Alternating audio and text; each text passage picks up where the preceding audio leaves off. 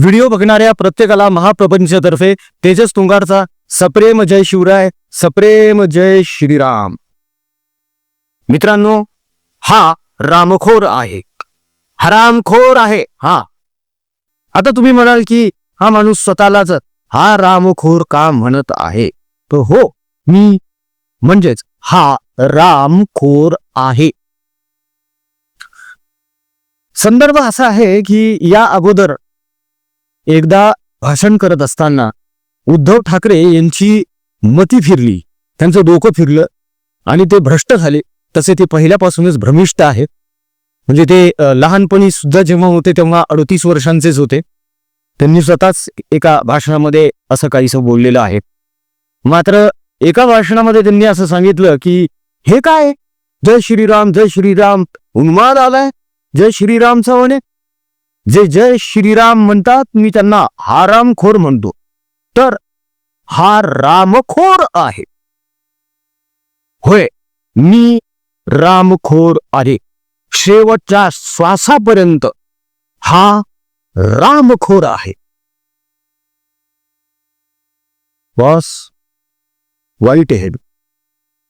हिंदूंचे शत्रू आहेत. स्वातंत्र्यवीर विनायक दामोदर सावरकर सुद्धा सांगून गेले होते, आपल्याला परकीय शत्रूंची गरजच नाहीये. आपलेच लोक आपले दुश्मन आहेत. आणि हे सत्य वारंवार हे सिद्ध होत आलंय. आणि उबाठा गट नालायकच आहे. एक एक नग भरून ठेवलेले आहेत. आपल्या हिंदू देवी देवतांना अश्लाघ्य आणि असभ्य भाषेमध्ये शिव्या घालणारी सुषमा अंधारे यांची उपनेता आहे. क्या बात है. उद्धव ठाकरे आणि राज ठाकरे यांच्यासोबत तिचे फोटोज आहेत. मला आश्चर्य वाटलं की स्वतःला जे हिंदू जननायक समजतात किंवा म्हणून घेतात, त्या राज ठाकरेंच्या सभेत त्यांच्या मंचावर सुषमा अंधारे, जी नवरात्रीच्या पावित्र्याला नाव ठेवते, हिंदू स्त्रियांच्या उपवासाला नाव ठेवते, प्रभू श्रीरामाचं आणि शबरी मातेचं भ्रष्ट वर्णन करते, हिंदू जननायकाच्या मंचावर असली बाई. विचार करा मित्रांनो, मतांसाठी हे लोक कोणत्या थराला गेले. आज एक व्हिडिओ आम्ही तुम्हाला दाखवणार आहोत, भोंग्याचा आहे. बघून घ्या. हा अख्खा उवाठा गट आहे ना, हे सगळेजण हे टोटल हिंदूंच्या विरोधात आहेत बॉस. यांना फक्त आणि फक्त हिरवी मतं पाहिजे. हे वारंवार सिद्ध होत आहे. आता हा व्हिडिओ बघा, म्हणजे तुम्हाला कळेल की उबाटा गट याला आधी नालायक गट असं का म्हणतो. व्हिडिओ बघण्या अगोदर एक छोटीशी नम्र विनंती आहे मित्रांनो. आतापर्यंत ज्यांनी निधी दिलेला आहे, सहकार्य केलेलं आहे, त्यापैकी 90% सदस्यांना पावत्या मिळालेल्या आहेत. उरलेल्या 10% सदस्यांना आज मिळणार आहेत.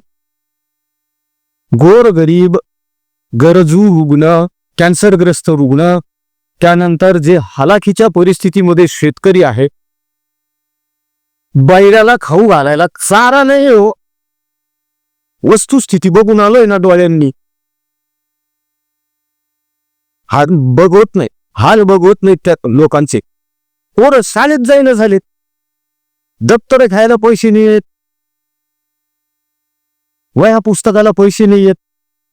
नुकतंच आम्ही एका म्हणजे आपल्या परिवाराने, या प्रपंच परिवाराने, स्वाभिमानी हिंदू परिवाराने 19 विद्यार्थी दत्तक घेतलेत.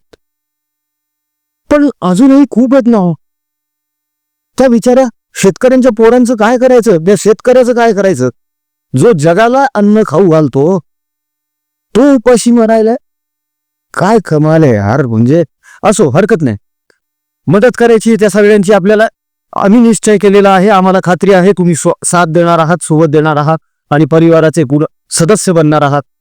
तुमच्या इच्छेनुसार, मर्जीनुसार तुम्हाला जे योगदान द्यावंसं वाटतंय ते दिल्या गेलेल्या जीपे, फोनपे क्रमांकावर अवश्य द्या मित्रांनो. स्क्रीनशॉट व्हॉट्सअपवर टाका आणि पावती मिळवा. आपलं एकमेव युट्यूब चॅनल आहे, आपला एकमेव परिवार असा आहे जो योगदान घेतल्यानंतर, निधी घेतल्यानंतर पावती देतो. इतर लोक पावत्या देत नाही, आपण देतो, कारण we are registered NGO. That's it. चला आता एक व्हिडिओ बघून घ्या भोंग्याचा, म्हणजे आज तुम्हाला कळेल की इतका राग का आलेला आहे आम्हाला. मुंबई में जय श्री राम का नारा ही चलेगा, क्या संबंध है? कि बीजेपी से आपको लड़ना है एक दिन, मगर राम से मत लड़िए, निपट जाओगे. मुंबई में जय श्री राम का नारा ही चलेगा, क्या संबंध है? कि बीजेपी से आपको लड़ना है एक दिन, मगर राम से मत लड़िए, निपट जाओगे. हे काय चालू आहे मुंबईमध्ये? जय श्रीराम जय श्रीराम. अरे श्रीरामाचा आणि मुंबईचा काय संबंध? अरे बावळट माणसा, प्रभू श्रीरामाचा आणि या पूर्ण सृष्टीचा संबंध आहे. येड्या, राम सेतू बांधायसाठी खारीने सुद्धा तिच्या शक्तीप्रमाणे दगड उचलून टाकलेले समुद्रात. मूर्ख माणसा, विचार कर, एक छोटीशी खारुताई सुद्धा आपल्या प्रभू श्रीरामांसाठी कार्य करते, मदत करते आपल्या प्रभू श्रीरामांना. आणि हा मूर्ख माणूस म्हणतो की प्रभू श्रीरामांचा आणि मुंबईचा काय संबंध? वा मुंबईकरांनो, विचार करा रे मतदान करताना. हे असले जर उरावर बसले ना, तर हे उद्या आहे ना आपल्या घरातले देव सुद्धा रस्त्यावर आणून ठेवतील. जसे त्या कंगना रनावतचं घर तोडल्यानंतर, तिचं ऑफिस तोडल्यानंतर तिचं देवघर रस्त्यावर फेकलं होतं ना या नालायकांनी, तसं आपल्या बाबतीत सुद्धा घडेल जर हे आपल्या उरावर बसले तर. तेव्हा मतदान करताना थोडासा विचार करा आणि मग मतदान करा. आज खूप राग आलेला आहे. प्रभू श्रीरामाचा आणि मुंबईचा काय संबंध, असा प्रश्न हा नालायक विचारतो, जो 100 दिवस तुरुंगात काढून आलेला आहे. काढलेत की नाही 100 दिवस तुरुंगात, आणि तिथे संडासात बसून पुस्तक लिहिलंय.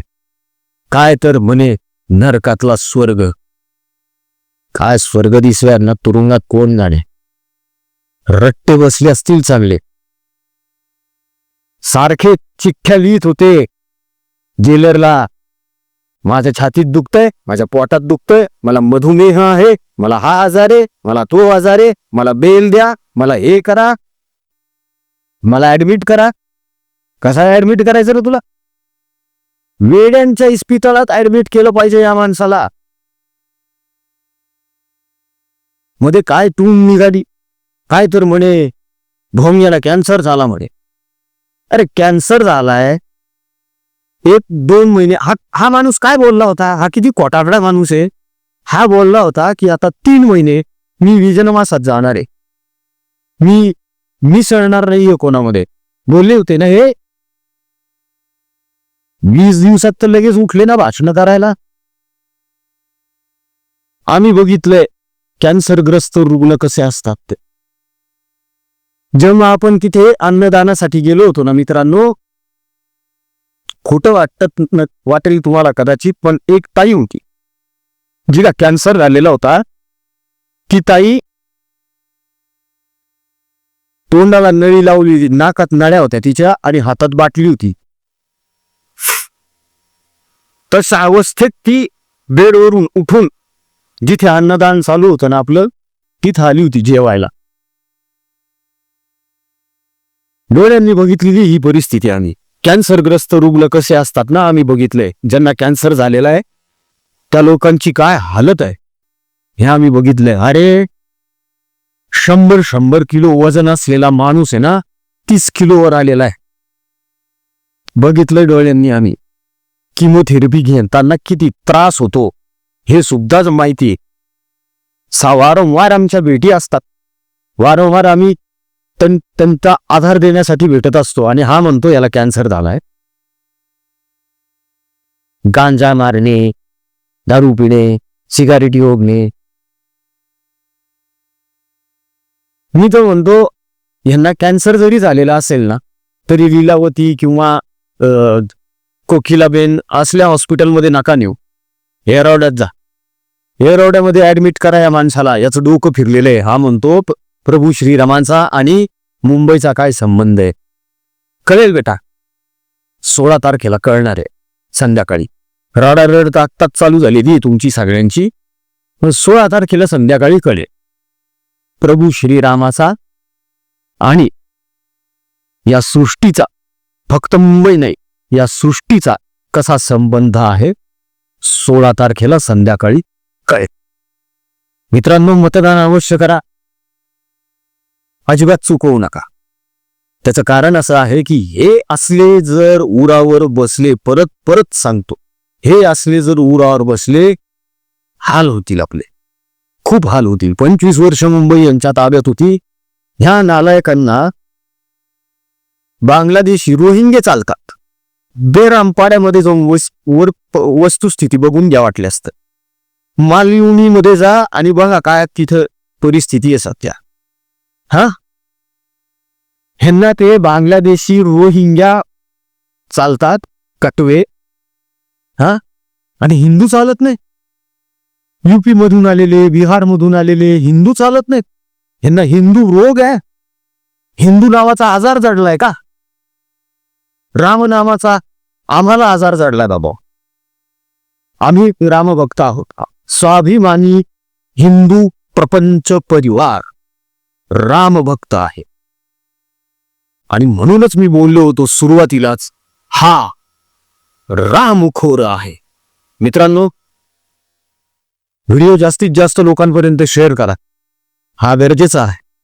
कारण हे असले दलिंदर जर उरावर बसले ना, तर काय परिस्थिती होऊ शकते याचं प्रत्यक्षिक आपण कंगना राणावतच्या एका त्या घटनेवरून आणि केतकी चितळे, अनंत करमुसे यांच्या घटनांवरून समजून घेऊ शकतो. त्यामुळे पुन्हा पुन्हा विचार करा मतदान करत असताना. हे असले गुंड पुंड मवाली गंजडी नशडी लोक उरावर जर बसले, जे रामाचं अस्तित्व मानायला तयार नाहीयेत, अशांना मतदान करू नका. बाकी एक वेळ नोटाचं बटन दाबा मित्रांनो, पण मतदान अवश्य करा.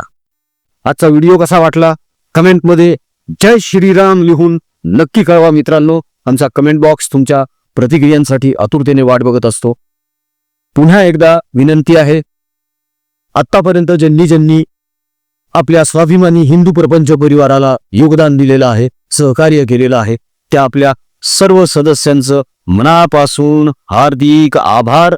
सदस्यांनो, 90% पावत्या आपण सगळ्यांना वितरित केलेल्या आहेत. आपण एकमेव परिवार आहोत, एकमेव युट्यूब चॅनल आहोत जे निधी घेतल्यानंतर 100% पावती देतात. उरलेल्या 10% लोकांना आपण देणार. गोरगरीब, होतकलू, गरजू, विद्यार्थी, रुग्ण यांची सेवा आपण करत असतो. त्यामुळे अशा कामांसाठी ना खूप मोठी यंत्रणा राबवावी लागते आणि त्यासाठी सहकार्य निधी आम्ही मागत असतो. त्यामुळे ज्याला ज्याला शक्य आहे त्याने प्रत्येकाने त्या हालाकीच्या परिस्थितीत असलेल्या बळीराजासाठी, त्या शेतकऱ्याच्या लेकरांसाठी, त्या पोरांच्या पोटात 2 छान घास जावेत यासाठी आपल्या मर्जीनुसार, इच्छेनुसार जे काही योगदान सहकार्य करता येईल ते नक्की करा. मित्रांनो, सांगितल्याप्रमाणे परिस्थिती खरंच बिकट आहे मराठवाड्यातली. बैलांना खाऊ घालायला, गायींना, गोमातेला खाऊ घालायला चारा मिळत नाही. आभाळाकडे नजर लावून बसलेला आपला हा शेतकरी राजा, त्याला या संकटातून बाहेर काढणं खूप गरजेचं आहे.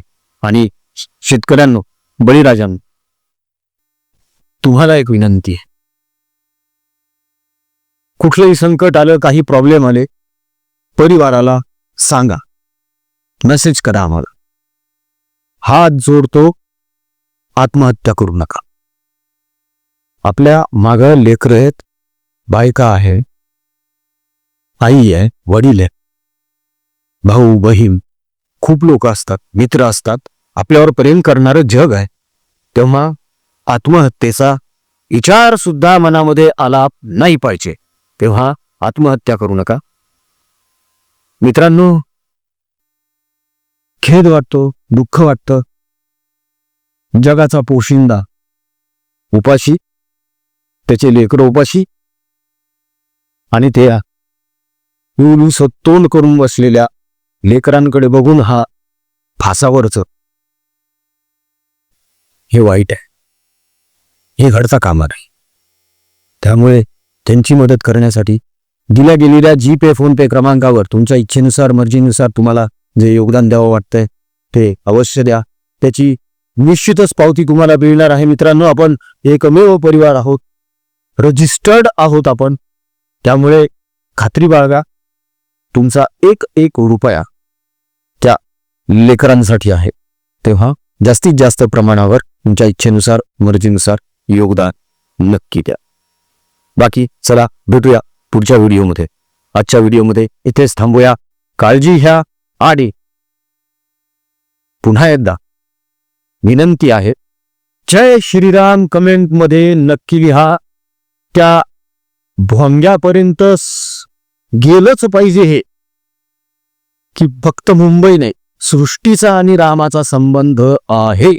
आणि म्हणूनच फक्त मुंबई नाही, अवघ्या जगामध्ये जय श्रीराम यारे मूर्ख माणसा म्हणाव, दुबईमध्ये सुद्धा जा, बघ काय भव्य मंदिर बांधण्यात आलेलं आहे प्रभू श्रीरामाचं. आणि हे मूर्ख सांगतं आपल्याला मुलाखतीमध्ये. असो, हरकत नाही, विषय लांबवण्यात अर्थ नाहीये. त्या माणसाला किती शिव्या घातल्या तरी काही फरक पडणार नाही. कुत्र्याचं शेपूट वाकडं ते वाकडंच राहणार मित्र. असो, हरकत नाही, रजा घेतो. या व्हिडिओमध्ये इथेच थांबतो. जय हिंद, जय महाराष्ट्र, वंदे मातरम, जय शिवराय, जय शंभूराजे, जय भवानी, जय जगदंब, भारत माता की जय. जय श्रीराम. पावन सीताराम रघुपति राघव राजा राम. पतित पावन सीताराम रघुपति राघव राजा राम. पतित पावन सीताराम.